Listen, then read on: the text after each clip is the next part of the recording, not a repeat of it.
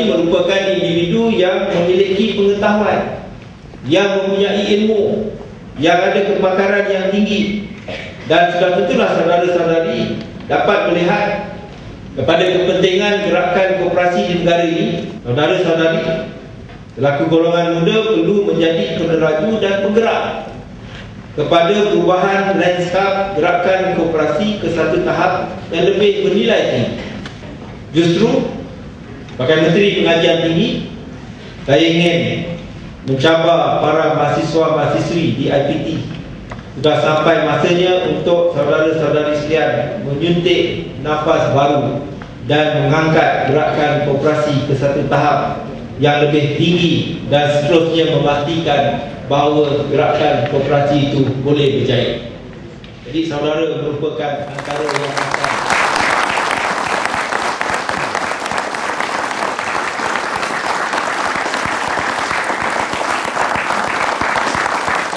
Baik, Assalamualaikum, salam hebat, salam pembuka bicara daripada saya Suhaimi Muhammad secara langsung dari Studio 1 Wisma TV Angkasa Puri, dan pastinya saudara telah pun kami kongsikan bingkisan awal tadi antara serutan ucapan daripada Menteri Pengajian Tinggi, bukan cabaran, ya, bukan di mana kalau nak katakan dengan bahasa yang lebih mudah, Menteri Pengajian Tinggi tidak mencabar untuk kita sama-sama ke Dataran Merdeka, tapi mencabar siswa-siswi yang berada di depan saya sebenarnya untuk menjadi penggerak untuk mengubah lanskap, ya, gerakan koperasi negara. Itu cabaran yang diberikan oleh Menteri Pengajian Tinggi. Jadi pada malam ini saudara, dialog membawakan tajuk Generasi Baru Koperasi, cabaran yang diberikan untuk golongan belia khususnya di negara kita untuk mengubah lanskap gerakan koperasi. Kerana sebelum ini banyak, ya, cakap-cakap menyatakan koperasi ini sesuai hanya mereka yang telah pun berusia. Malah diselitkan juga dengan isu-isu seperti pecah amanah yang sedikit sebanyak mencalar gerakan koperasi. Jadi persoalan di sini, mampukah golongan belia khususnya yang tergolong daripada usia muda sehinggalah ke usia 35 tahun ini menggalas cabaran sebenarnya yang dinyatakan oleh Menteri Pengajian Tinggi.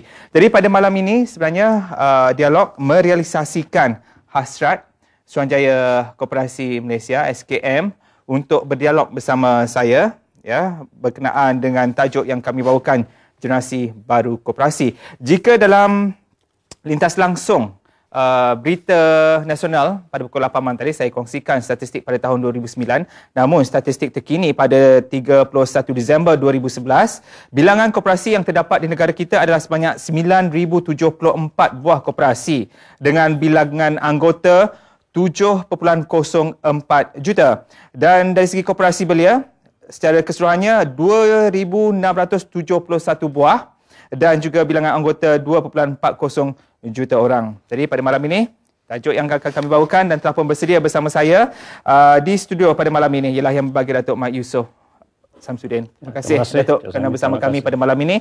Dan kalau kita lihat sebenarnya Datuk, ya, koperasi, kita melihat dari segi hierarki Kementerian Perdagangan dalam negeri koperasi dan kepenggunaan, kita pun telah pun nyatakan bahawa profilnya adalah kedudukan yang kedua, Kementerian Perdagangan Dalam Negeri dan Koperasi dan Kepenggunaan. Jadi hala tuju sendiri daripada SKM. Terima kasih Cik Suhaimi. Saya bagi pihak Suruhanjaya Koperasi Malaysia SKM mengucapkan ribuan terima kasih kepada RTM kerana memberi peluang pada kita untuk membincangkan tajuk yang amat menarik bagi saya pada malam ini, iaitu Generasi Baru Koperasi.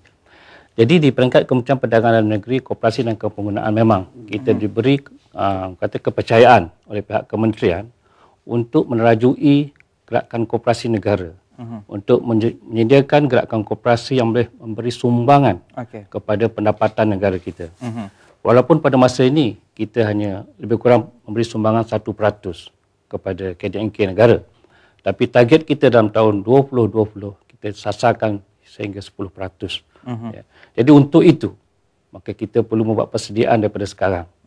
Dan untuk itu juga mereka yang perlu mengubah minda atau mindset gerakan koperasi sekarang ini ialah pemuda-pemuda kita, belia-belia kita, pelajar-pelajar kita di depan kita ini, berada di pusat pengajian tinggi untuk menjadi barisan pelapis, sama ada sebagai pemimpin koperasi itu dan juga ahli koperasi, tetapi juga sebagai pekerja atau pengurusan koperasi.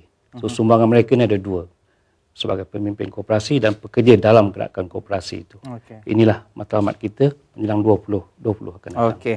Jadi kerana itu ya, Dialog juga berterima kasih kepada Datuk kerana memilih Dialog pada malam ini dan kami merealisasikan ya impian daripada SKM untuk berdialog bersama kami, di mana kita perhatikan surat permohonan Datuk sendiri telah pun kami terima dan kami bawa SKM pada malam ini. Terima kasih sekali lagi Datuk kerana memilih Dialog untuk mewawarkan maklumat mengenai tajuk kita pada malam ini. Jadi pada malam ini Datuk ya, selain daripada warga SKM sendiri, turut hadir bersama kita adalah dari Koperasi Homestay Sungai Sirih, Tanjung Karang, daripada Sekolah Menengah Kebangsaan Segambut, Koperasi Sekolah Menengah Kebangsaan Segambut Berhad, Koputri, Maktab Koperasi Malaysia, Kementerian Pengajian Tinggi dan juga Gabungan Koperasi Siswa Malaysia yang mewakili Universiti UiTM, UKM serta UPM bersama kita pada malam ini. Jadi secara keseluruhan, kalau kita melihat mengenai generasi baru koperasi, apa yang cuba ditonjolkan oleh SKM sebenarnya menerusi gerakan koperasi generasi ini? Generasi baru koperasi merupakan satu transformasi yang kita nak bawa dalam gerakan koperasi negara kita. Transformasi ini kita harap akan dapat menghadapi persaingan dan cabaran semasa dan juga akan datang. Dan kita berharap juga selaras dengan hasrat pucuk pimpinan negara kita untuk menjadikan negara kita merupakan satu negara berpendapatan tinggi di kalangan rakyat lah menjelang tahun 2020. Jadi bagi kita dah tiba masanya sekarang ni untuk berubah melalui aktiviti-aktiviti baru yang patut diceburi oleh gerakan koperasi. Secara tradisinya dulu, gerakan koperasi banyak berkecimpung dalam bidang kredit saja. Sejak kita diperkenalkan tahun 1922, iaitu pinjam meminjam. Jadi aktiviti itu sekarang dah kuat, cukup kuat. Jadi kita sudah bersedia untuk melangkah ke aktiviti baru yang boleh memberi nilai yang lebih tinggi. Jadi untuk itu kita kena ada keupayaan untuk mencuburi bidang-bidang tu. Jadi fokus utama kita untuk generasi baru koperasi ialah generasi Y yang kita panggil sekarang, yang umur antara 14 hingga 34 tahun. Jadi mereka ni sekarang berada di peringkat universiti kebanyakan dan juga baru habis daripada belajar di daripada menengah rendah ke peringkat tertinggi. Ya.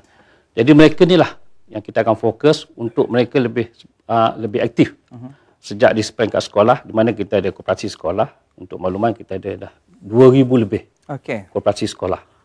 Dan lepas itu dia akan meningkatkan pengajian ke peringkat universiti 3 tahun atau 4 tahun, dan lepas itu dia akan keluar dari universiti dan mereka kita harap sayang dan kenal apa itu koperasi. Itu yang kita nak harapkan. Tapi Datuk ada menyebut tentang keupayaan. Tapi bagaimana pendekatan SKM untuk mengajak golongan muda ni berminat kepada koperasi? Ini program-program SKM, Suruhanjaya Koperasi Malaysia, sekarang kita fokus kepada program kesedaran kepada masyarakat. Masyarakat kadang-kadang dia tak tahu apa itu koperasi kadang-kadang.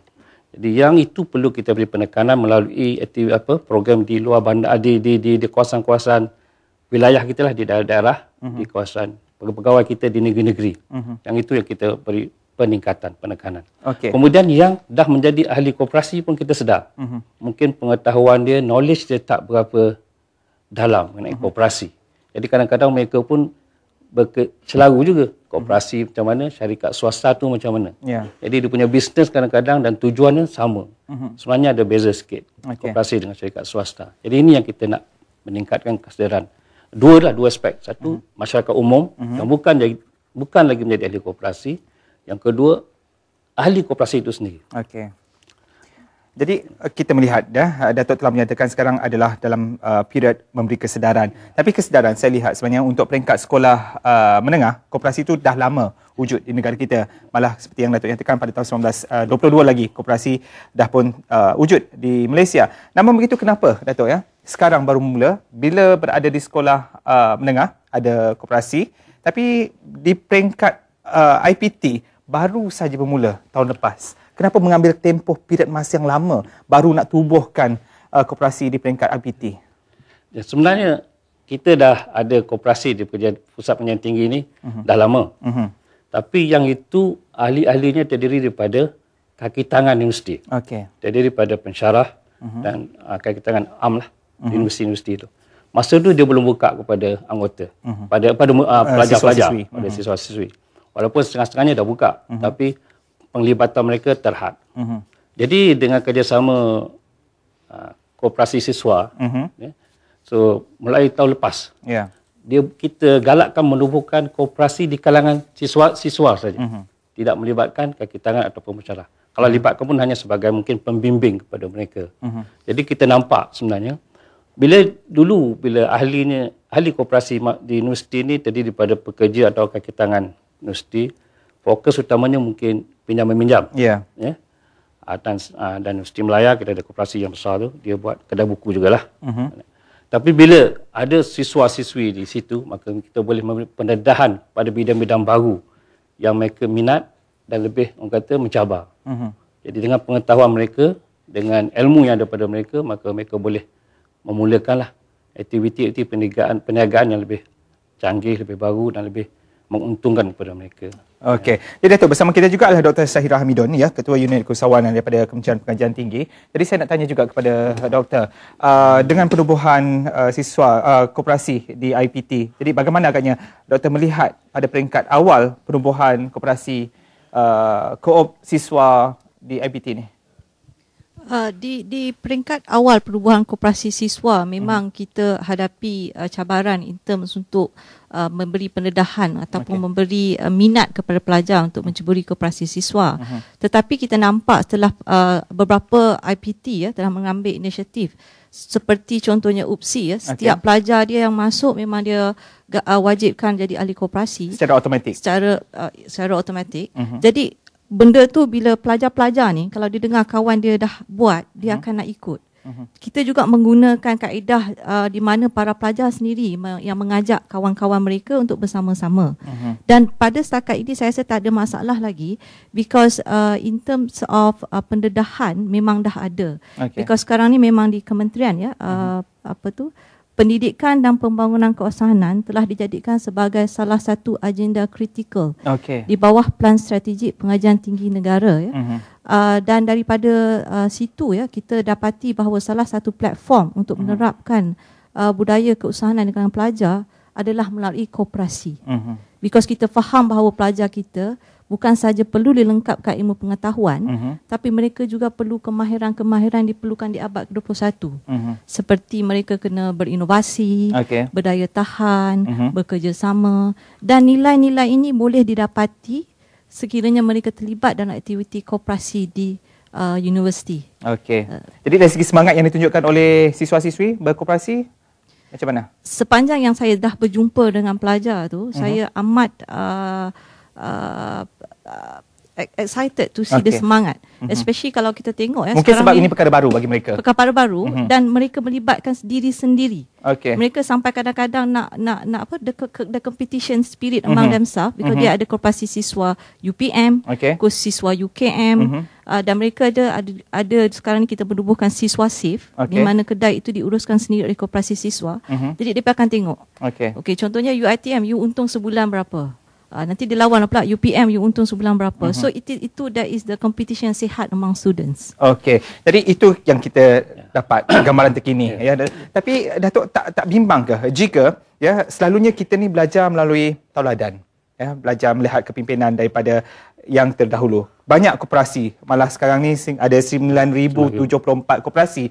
Jadi adik-adik kita, siswa-siswi ini baru bertapak 2011. Jadi antara isu-isu dalam bedah siasat dasar koperasi negara 2002-2010 dah pun membuat pendedahan isu berkaitan integriti di kalangan pengurusan koperasi itu banyak. Jadi Datuk tak bimbang ke jika adik-adik ini menjadikan itu juga sebagai satu contoh di mana bila dah nampak duit, pecah amanah berlaku. Jadi apa agaknya fokus yang diberikan juga oleh SKM? So sebenarnya bilangan koperasi kita dah, Cik Suhaimi sebut dia 9,000. Yang berlaku, kata salah laku tu tak banyak sangat. Kita boleh sebut 1-2 yang berlaku dan kita ambil tindakan. Tapi kita kena lihat dari segi positif, di mana melalui program-program kita lihat perkembangan koperasi itu. Minat koperasi dan keyakinan masyarakat terhadap koperasi. Jadi mahasiswa pun kena tengok. Umpamanya saya bagi contoh, sebelum penubuhan Suruhanjaya Koperasi Malaysia, iaitu sebelum tahun 2008, Setahun kita daftar koperasi 200 lebih je. 280 lebih lah, paling banyak. Bila kita jadi Suruhanjaya Koperasi Malaysia SKM dengan program-program yang kita buat, meningkat kepada 400 lebih. Setahun pendaftaran koperasi baru. Dengan program-program tambahan yang lain, selepas 2008 iaitu 2009, 2010, 2011, setiap tahun melebihi 1000 koperasi baru didaftarkan. Bagi saya ini satu keyakinan masyarakat, termasuk mahasiswa-mahasiswi sepatutnya, melihat bahawa koperasi itu memang ada sumbangan, memang ada peranan untuk mereka sebagai ahli koperasi mendapat faedah daripada itu. Jadi sekarang tu begitu meningkat banyak tu. Ya, sampai 9,000 sekarang. Jadi kami pun risau kerana dia terlalu banyak angka tu. Jadi risauan sekarang sebab terlalu banyak pula. Terlalu banyak kerana kita pentingkan sekarang kualiti koperasi tu. Bukannya number sangat. Tapi number tu menggambarkan, saya kata tadi, keyakinan masyarakat. Bahawa koperasi boleh jadikan satu jentera untuk faedah ahli-ahli. Ini yang kita nak tengok. Baik. Jadi mungkin agaknya mereka yang terlibat dalam kos siswa ini merupakan pelapis yang dicari oleh SKM dan khususnya untuk daripada pihak kerajaan kerana kalau dilihat dari seluruh dunia ya, koperasi memainkan peranan yang cukup penting untuk membangunkan negara. Jadi seketika kami berehat dan kembali selepas ini, dan anda boleh hubungi saya di talian 0322829062 maupun menerusi laman sesawang Facebook Dialog. Jadi jangan ke mana-mana, kembali selepas ini.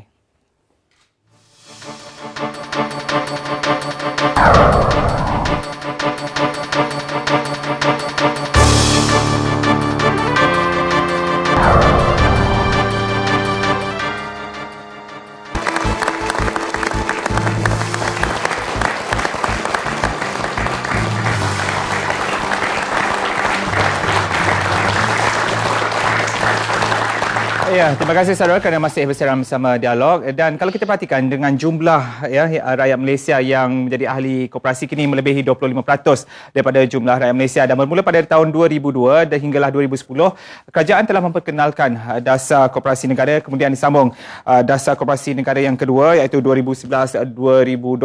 Jadi Datuk, adakah Datuk yakin ya di mana dengan koperasi generasi baru ini yang terkandung dalam dasar koperasi negara untuk period yang kedua 2011-2020 ini dapat direalisasikan?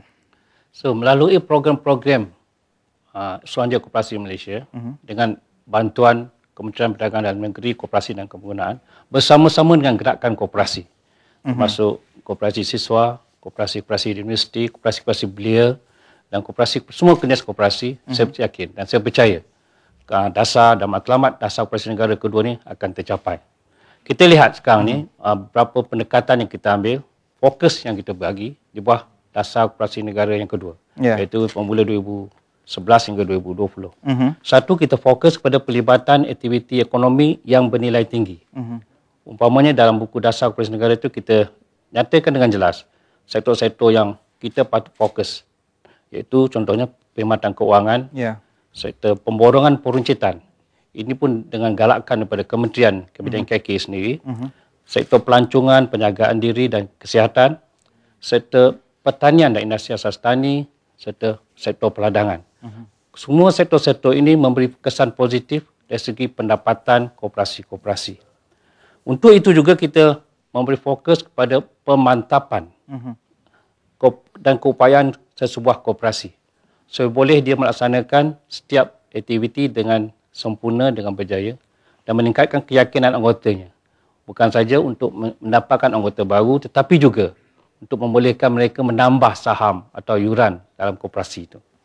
Yang ketiga ni yang penting, ini berkaitan dengan kita punya mahasiswa depan kita, iaitu mewujudkan meningkatkan keupayaan modal insan koperasi.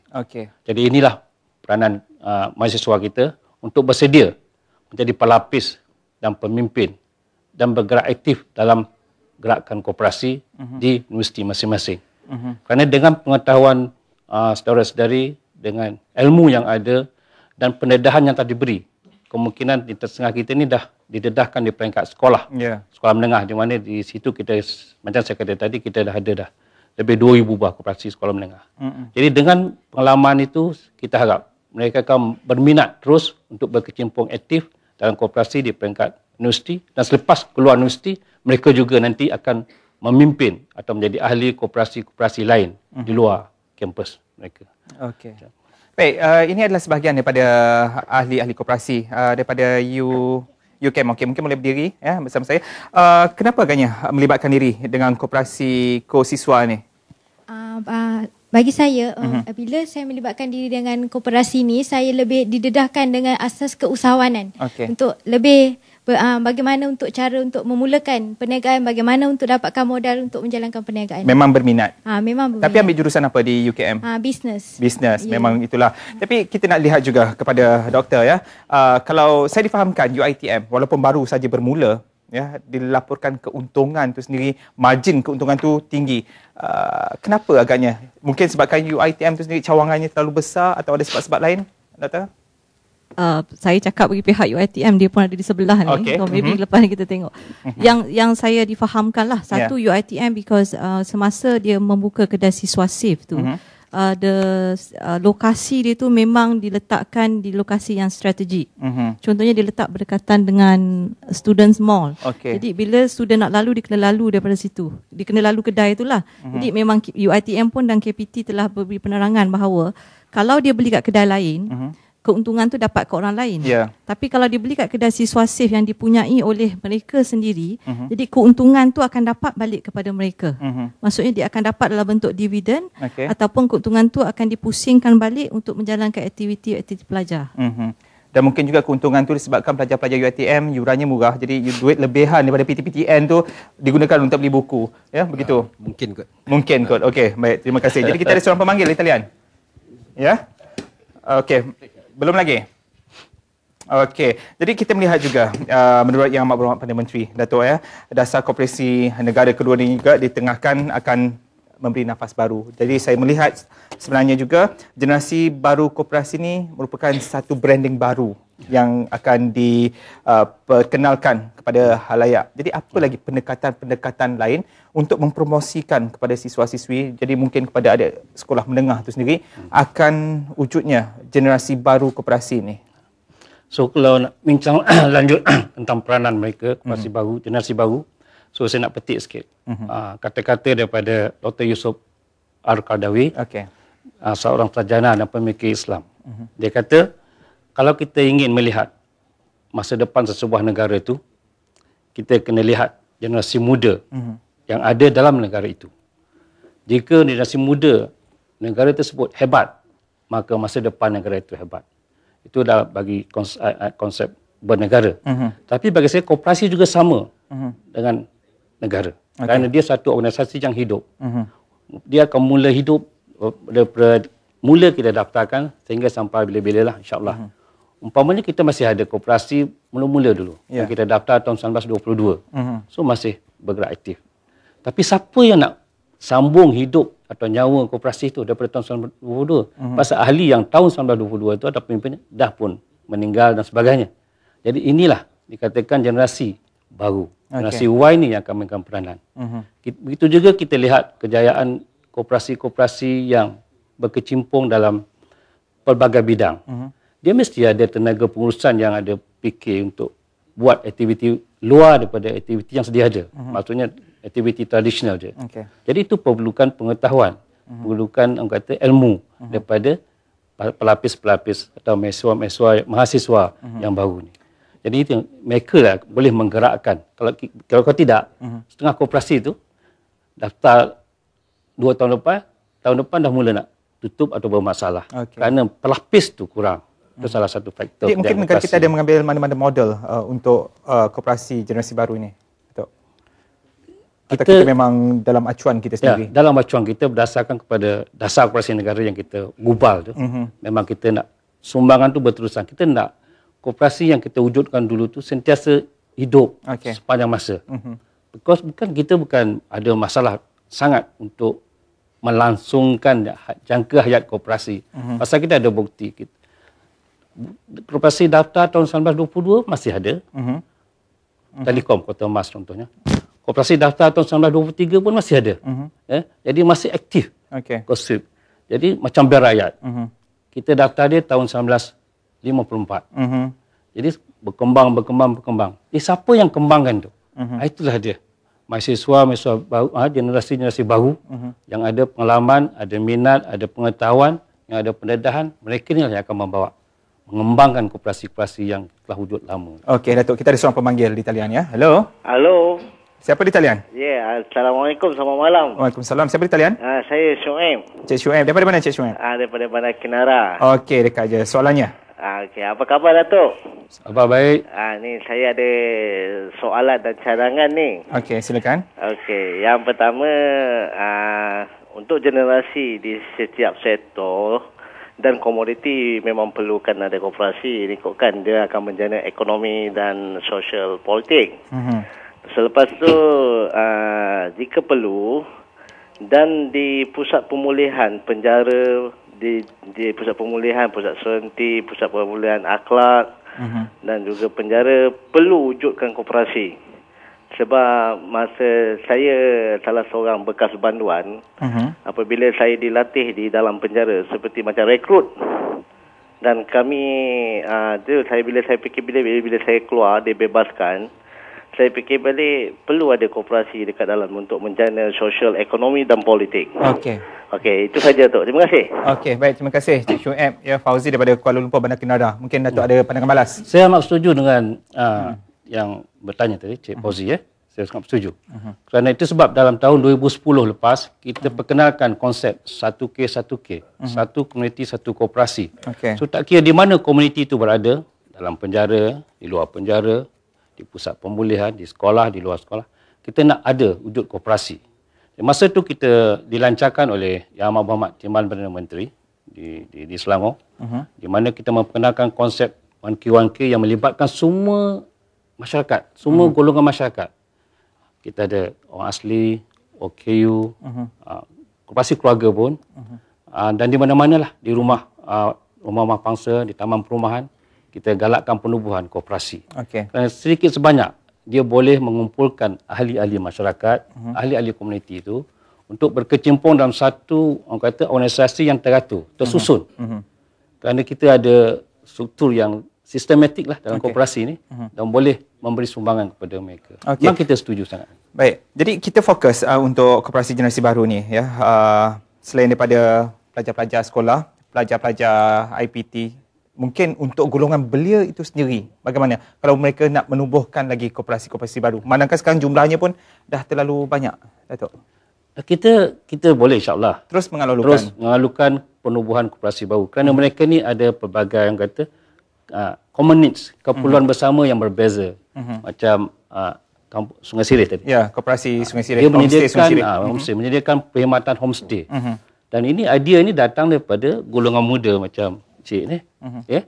Jadi melalui idea dia kita dapat mengumpulkan ahli masyarakat di situ dan memberi kemudahan penginapan pada orang ramai. Tadi dia dipahamkan lebih 10,000 setahun yang menginap di situ. Ini satu peluang perniagaan yang besar. Ya, untuk koperasi di luar bandar macam tu. Ya. Jadi ini yang patut kita galakkan. Jadi belia-belia ni, belia sekarang ni lain dengan belia dulu. Belia sekarang ni berpendidikan tinggi, berpengetahuan, pandai dalam sebuah bidang. Ini yang kepengetahuan mereka ni yang kita nak ambil. Yang kita yang dah tua ni misalnya mungkin dia boleh jadi pembimbing bagi satu-satu isu perkara yang mungkin tak dapat nak uruskan dalam koperasi itu. Jadi yang baru ni lah yang patut kita bawa ke depan sebagai pelapis ke depan. Okey. Jadi yang paling ketara sekarang betul-betul menonjol adalah ko-siswa yang diwujudkan. Jadi bagaimana agaknya kerjasama yang diberikan oleh SKM dan juga daripada KPT sendiri, Datuk? Ya, kami galakkan ko-siswa ni kerana melihatkan kemudahan perkhidmatan yang diberikan kepada ahli dia dan masyarakat kampus. Kita telah mendapat galakan daripada Yang Berhormat Datuk Seri Ismail Sabri Yaakob, Menteri Kabinet KK, melalui galakan penubuhan kedai-kedai runcit di dalam kampus. Juga dengan melalui pengenalan kepada barang koop satu Malaysia yang sekarang sedang kita keluarkan, sedang wawarkan, sedang diedarkan di kedai-kedai luar bandar. Jadi yang barang tu pun kita nak masuk dalam kampus. Jadi saya pun dah pergi di Sarawak sebenarnya, di Universiti Malaysia Sarawak, di mana dipahamkan barang-barang yang kita keluarkan oleh koperasi itu dengan kemudahan yang galakkan diberikan oleh Kementerian KK, maka permintaan barang ni cukup laris, cukup. Kerana bukan saja mutunya standing dengan barang-barang lain, tapi harganya 30 hingga 40% lebih murah daripada barang-barang yang berjenama. Pasal barang Koperasi Satu Malaysia ni lebih kurang macam barang kedai Satu Malaysia lah, tapi nama lain. Kami dikeluarkan, diedar, diuruskan oleh koperasi, melalui Koperasi Pemodalan Fedah. Jadi ada sinergi keperluan dasar kementerian kami melalui Suruhanjaya Koperasi Malaysia dengan Kementerian Pengajian Tinggi KPT. Faedah dapat pada mahasiswa-mahasiswa dalam kampus tu. Okey. Jadi mungkin doktor sendiri ada pandangan balas mengenai kerjasama antara KPT dan juga SKM? Daripada perspektif KPT juga, memang kami amat mengalu-alukan kerjasama dengan SKM because kami memandang daripada sudut penerapan nilai budaya keusahanan di kalangan pelajar di institusi pengajian tinggi. Dan SKM sesungguhnya mempunyai kapasiti untuk memberi latihan-latihan kepada pelajar-pelajar kita di IPT. Manakala di IPT pula kami ada mempunyai banyak platform untuk SKM menerapkan budaya berkoperasi di IPT. Contohnya kita ada seperti yang tadi saya cakap, kita ada siswa safe, dan kita juga ada di setengah universiti setiap kali minggu orientasi, kadang-kadang kita ada selitkan juga slot pendedahan kepada keusahanan termasuk juga berkoperasi. Dan juga di KPT kita juga telah actually invest quite a sum of money lah. Contohnya kita dah peruntukkan 1.3 juta ringgit untuk siswa safe bertapak di IPT, dan juga kita telah peruntukkan 700,000 kepada koperasi siswa untuk for them to take off pada tahun lepas, pada 2011. Dan memang di pihak KPT dan SKM memang kita ada sentiasa berhubung dalam satu sekretariat KPT dan SKM untuk melihat sekarang ni kiranya kita dah masuk pendedahan tu dah ada, kan? So macam mana kita nak move from pendedahan maybe kepada pemantapan dan pembudayaan tu. Yang itu memang kita sedang bekerjasama rapatlah dengan pihak SKM because dasar koperasi negara tu selari dengan dasar keusahanan pengajian tinggi. Because di bawah teras kelima dasar pembangunan keusahanan IPT menyediakan ekosistem yang kondusif. Salah satu elemen di bawah teras itu ialah untuk menggalakkan aktiviti berkoperasi. Okey, baik doktor. Jadi selepas ni kita akan bersama dengan MKM dan juga bersama pelajar-pelajar kita, ahli-ahli koperasi, dan juga ada satu soalan kepada cikgu di belakang sana. Jadi saudara jangan ke mana-mana, teruskan bersama dialog.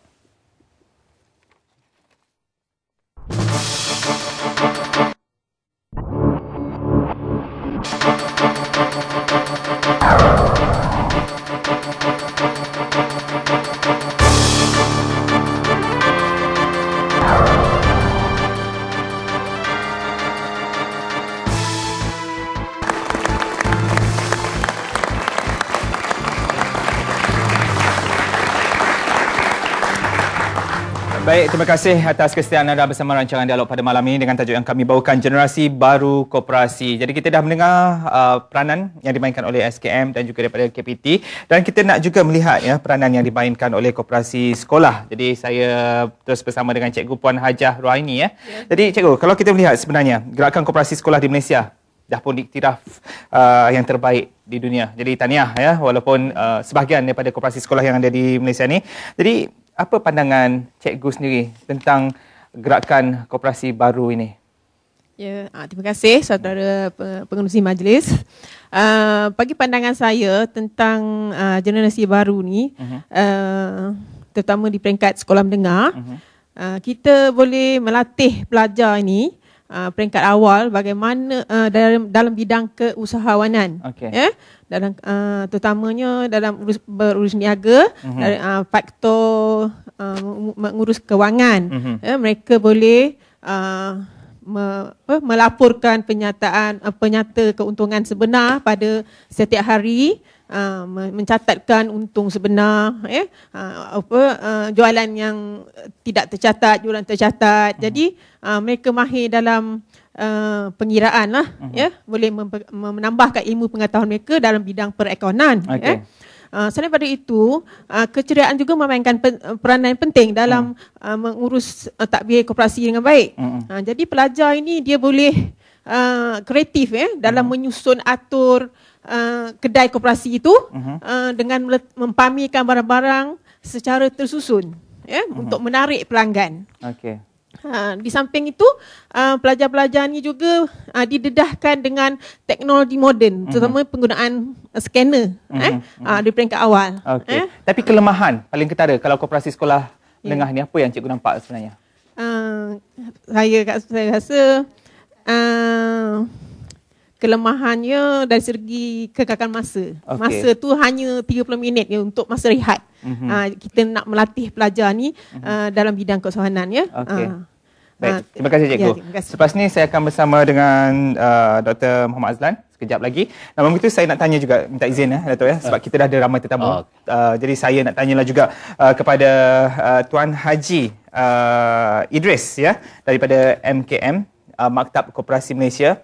Jadi ramai, boleh tak agaknya MKM ni melahirkan generasi baru yang betul-betul berpotensi untuk menggerakkan koperasi ini selaras dengan apa yang dicita-citakan di bawah dasar koperasi negara? Ya. Memang benar, kita MKM menyediakan banyak kursus lah.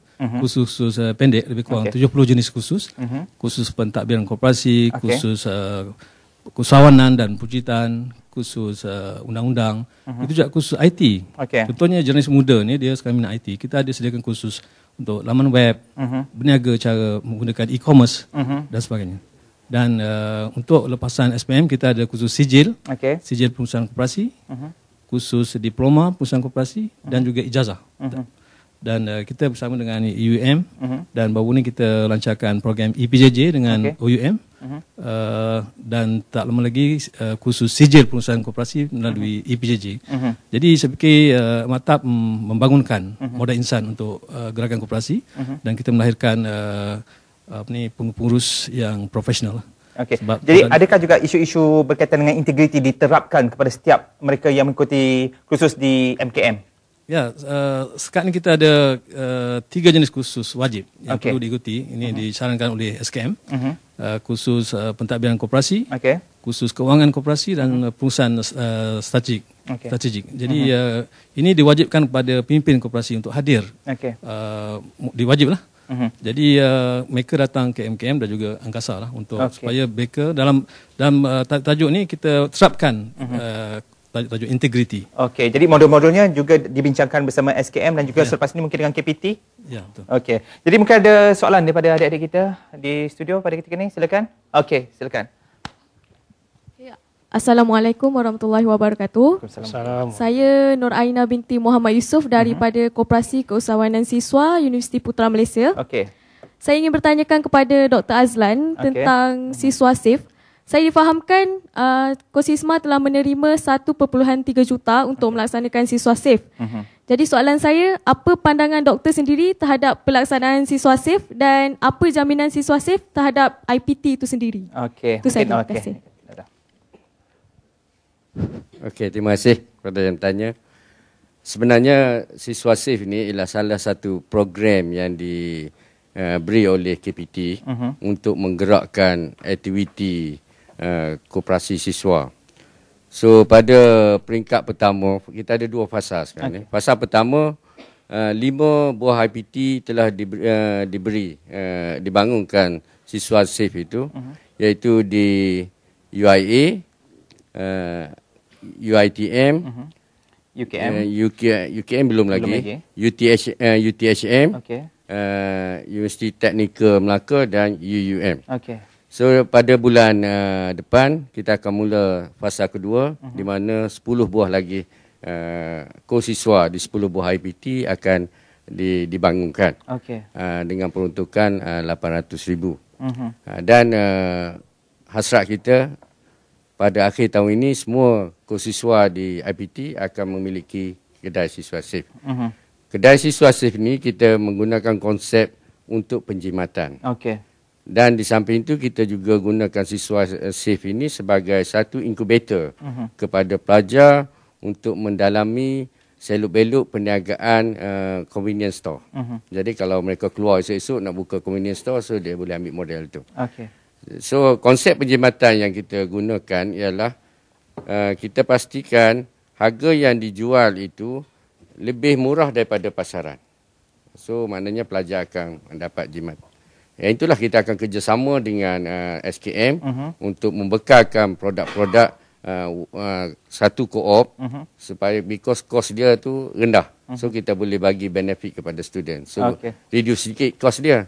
So duit PBTM boleh guna untuk lain lagi. Okey. Baik, terima kasih Doktor. Okey, jadi sekarang ni Datuk ya, banyak sangat kerjasama SKM tadi dengan Maktab dengan KPT. Sekarang ni ada lagi kerjasama dengan Kosiswa ya. Jadi menang tangan ke Datuk? So ini memang pendekatan kerajaan sekarang, kerjasama macam konsep Blue Ocean Strategy. Bukan saja di antara agensi-agensi kerajaan tapi juga kita dengan koperasi-koperasi yang merupakan satu buah organisasi bukan kerajaan. Jadi ini perlu dipertingkatkan kerana kita dengan perkembangan koperasi yang pesat, SKM saja buat tak akan menjadi sempurna lah. So Kementerian KPT ada masuk. Dengan Kementerian Luar Bandar pun, wilayah luar bandar, di mana dia ada koperasi Perda, Risda, Perkera, koperasi dengan Kementerian Pelajaran, dia ada koperasi sekolah. Dengan Angkasa. Dah okey dah dengan Angkasa Datuk? Kita okey. Dia sebagai sebuah koperasi, kita pantau dia, perkembangan dia. Dengan Maktab kerjasama, hanya mudah pasal kerjasama bawah kementerian, satu kementerian. Jadi program latihan yang mereka ada kepakaran sendiri berbanding dengan SKM. Jadi kita gunakan kepakaran mereka, kita gunakan tempat mereka untuk melatih. Bukan saja ahli koperasi, tapi juga pemimpin koperasi dan juga pegawai daripada agensi kerajaan yang berkaitan yang melihat atau menyelia koperasi. So begitu jugalah dengan koperasi-koperasi besar lain yang ada kemudahan tempat latihan dan memang mereka ada kepakaran tertentu. Kita gunakan kepakaran mereka. Ini penting. Dan patut ditingkatkan lagi kerjasama tu. Pendek kata kerjasama tu memang akan terus antara satu sama lain. Okey, sebelum kita bersama dengan koperasi homestay ya, ada soalan lain. Silakan. Okey, silakan. Seperti yang kita tahu, Kosiswa ini baru dilancarkan untuk IPT. Sekarang ni bagaimana pihak SKM mendedahkan kepada para pelajar IPT untuk lebih tahu dengan lebih dekat lagi mengenai Kosiswa? Okey, ini soal publicity. So konsep ni konsep baru yang dikenalkan. Jadi kita tapi kami menyokong kuat. Macam juga kita kenalkan dulu koperasi di peringkat sekolah menengah. So di sini kita akan bawa bersama-sama dengan, kalau dari segi knowledge atau pengetahuan, kita akan bersama-sama dengan Maktab Koperasi dan juga dengan Angkasa yang boleh memberi pendedahan. Kepada kami juga, kami menyediakan orang kata berbagai program untuk faedah Kosiswa, sama seperti faedah atau program yang kita buat kepada koperasi-koperasi lain. Kita ada macam hemat bimbingan, kesedaran, kemudahan keuangan pun ada, pinjaman kalau kita nak besarkan untuk meningkatkan modal, kalau kita nak besarkan perniagaan, dan program-program yang kita kata boleh kita kata untuk meningkatkan image Kosiswa, di mana kita akan boleh memberi rating pada koperasi-koperasi. Jadi kalau kita nak buat dengan Kosiswa saja boleh, kalau dah banyak nanti. So kita akan rating dia 5 star ke 4 star ke, macam kita bagi pada koperasi-koperasi lain. Jadi di situ merupakan satu insentif pada mereka. Siapa dapat rating full 5 star for example, mungkin kita boleh bagi insentif dalam bentuk yang baiklah, baguslah untuk koperasi. Jadi kita nak bertanya kepada koperasi homestay. Mungkin Tuan Haji boleh serahkan. Jadi ini koperasi homestay Sungai Sirih ini. Ya, bagaimana agaknya idea itu boleh tercetus untuk wujudkan koperasi itu terlebih dahulu? Terima kasih. Sebenarnya wujudnya idea itu bermula pada tahun 1995. Di mana pada masa itu kami pertubuhan belia 4B pada masa itu tak tahu apa nak buat. Jadi kita rancang.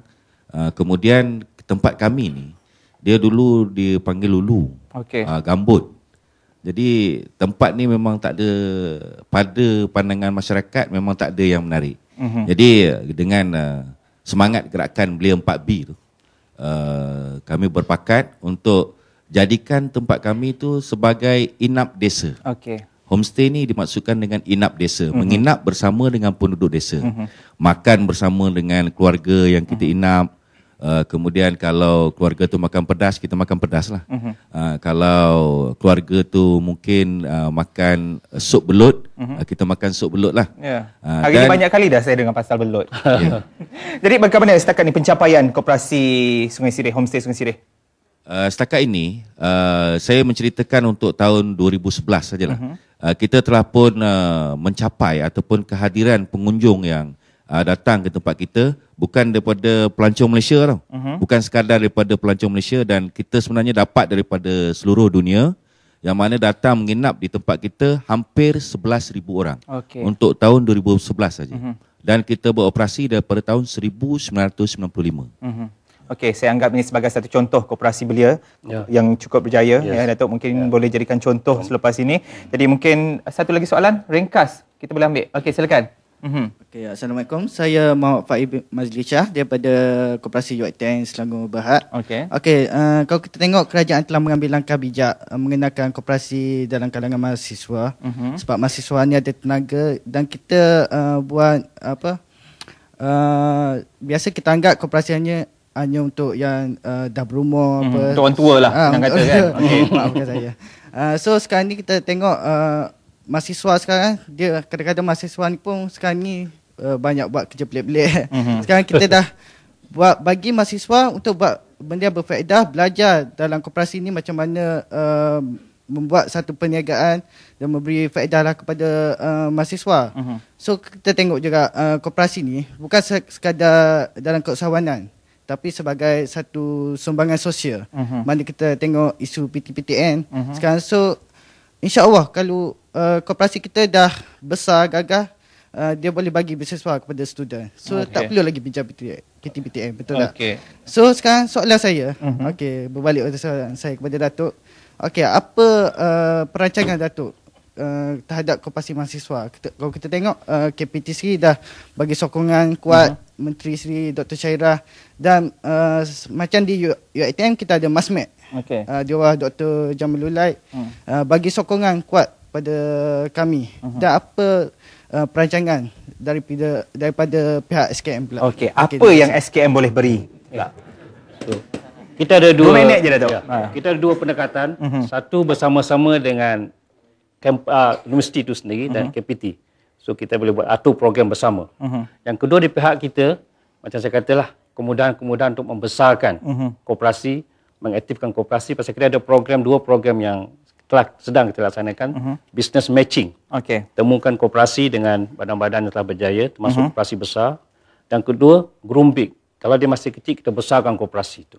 Jadi itu kita dengan program support program lain seperti pendidikan, latihan, pendedahan, seminar dan sebagainya. So insyaAllah dengan kerjasama ni kami tetap menyokong koperasi siswa ni. Dan senampak orang kata potensi itu memang ada lah. Pasal mereka, pengetahuan mereka itu. Jadi untuk ko-siswa yang baru saja dia mula ditubuhkan, saya perlukan aku janji sendiri daripada SKM Datuk untuk memberikan yang terbaik bersama dengan KPT ya. Jadi apa yang Datuk boleh berikan kepada generasi baru koperasi ini? Sebenarnya ini aku janji Datuk. Ya. Kita akan meluaskan perniagaan koperasi. Ini aku janji kita. Pasal itu pun kami punya KPI. Kami di SKM kena ada pusingan perolehan perniagaan 24 bilion bagi tahun 2012 ini. Untuk mencapai 24 bilion, maka koperasi-koperasi kena aktif dalam bidang perniagaan yang bernilai tinggi, yang berpendapatan tinggi. Dan kami support aktiviti-aktiviti itu. InsyaAllah. Itu aku janji yang diberikan. Jadi adik-adik yang berada di studio boleh ingat aku janji daripada SKM ya. Dan juga bagi anda yang menonton, itulah sebenarnya pihak kerajaan sentiasa memberikan peluang dan juga ruang untuk kita sama-sama memangkinkan lagi pembangunan ekonomi negara dengan adanya gerakan koperasi. Dan sekarang golongan belia khususnya yang berusia antara 14 hingga 34 tahun diberi peluang untuk sama-sama mengubah landscape Gerakan Koperasi Negara yang telah pun bermula sejak tahun 1922. Jadi terima kasih kepada Datuk kerana bersama kami. Terima kasih juga kepada Koperasi Homestay Sungai Sireh ya, yang bersama SMK Segambut, Koperasi SMK Segambut Berhad, Koputri, Maktab Koperasi Malaysia daripada Kementerian Pengajian Tinggi dan juga Gabungan Koperasi Siswa Malaysia. Pengurusnya juga ada bersama kami dan juga adik-adik kita. Ya, terima kasih. Dan untuk adik-adik esok sekolah, terima kasih sanggup bersihkan mata malam ni. Okey, mak dah tengok kat TV tu, tak apa. Betul, ada di Angkasa Puri. Jadi untuk anda, terima kasih kerana bersama kami. InsyaAllah minggu hadapan kita akan bercakap mengenai gaji minimum. Ya, ada minggu hadapan. Jadi bersama saya insyaAllah minggu depan bersama Menteri Sumber Manusia. Assalamualaikum dan salam satu Malaysia.